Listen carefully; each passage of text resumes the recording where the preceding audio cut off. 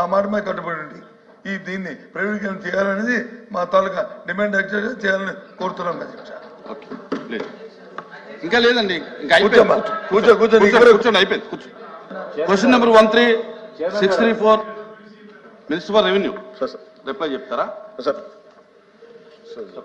ప్రతిపక్ష నాయకులు బొత్స గారు అడిగిన దానికి సార్, ఆ రోజున కూడా మేము అడిగింది ఏంటంటే ఆల్ పార్టీ డెలిగేషన్ తీసుకెళ్ళండి అని మేము అభ్యర్థించాం సార్. They haven't taken any initiative even then. We are real. ఆ రోజు నుంచి కూడా ఈ రోజు మేము ఒకటే కమిట్మెంట్తో మాట్లాడుతున్నాం, కానీ ఆ రోజున మేము అభ్యర్థించాం అధ్యక్ష. ఆల్ పార్టీ మీరు చేయండి, మేము తీసుకెళ్తాం, మేము అందరం వస్తామని మాట్లాడాం. Maybe they didn't consider it sir అధ్యక్ష. So we want to bring it to that. ఇంకా పెంచొద్దు, ఇంకా పెంచొద్దు.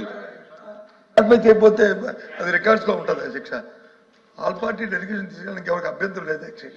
ఎప్పుడు ఎప్పుడు ఎప్పుడు ఎప్పుడు ఇన్ స్పైట్ ఆఫ్ వినండి వినండి వినండి వినకపోతే చెప్తారుగా, వినకపోతే చెప్తారుగా.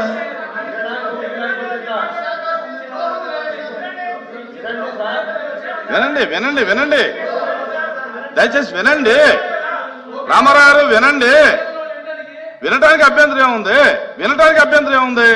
ఆ రోజున్న ప్రభుత్వానికి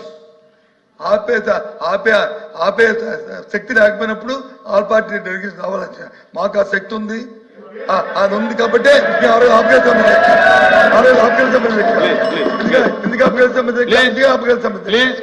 ఇవాళ దయచేసి అది చేయమని చెప్పి రిక్వెస్ట్ చేస్తాను. కూర్చోండి కూర్చోండి సార్. అచ్చెన్నాయుడు గారికి పెంచకండి.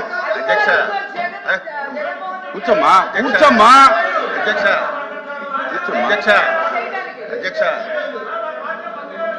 ఆ రోజు కనుక నిజంగా మనసు త్రికరణ శుద్ధిగా వారు కనుక ఆపండి ఉంటే అసలు ఈ రోజు ఈ ప్రశ్న ఉత్పన్నం అయ్యింది. అధ్యక్ష క్వశ్చన్ ఇస్ ఓవర్. కూర్చోండి, ఇంకొద్దు కూర్చోండి, ఇంకొద్దండి ఇంకొద్దు కూర్చోండి ప్లీజ్ ప్లీజ్. కాంట్రవర్సీ అవుతుంది. Question number 13634 minister for revenue minister గారు ప్లీజ్ ప్లీజ్ కూర్చోండి. అయిపోయింది కూర్చోండి. కూర్చోండి. అయిపోయింది క్వశ్చన్ అయిపోయింది. కూర్చోండి ప్లీజ్ కూర్చోండి.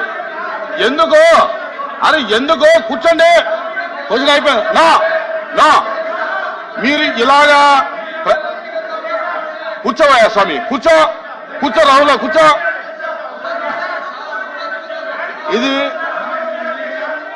ఇది బ్యాడ్ ప్రాక్టీస్.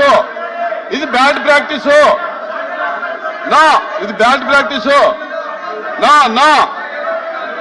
ఇలాగ మీరు బెదిరిస్తే మైక్ ఇస్తాననుకోవటం అది అసంభవం. మీరు ఈ రకమైన ప్రాక్టీస్ మానేయండి.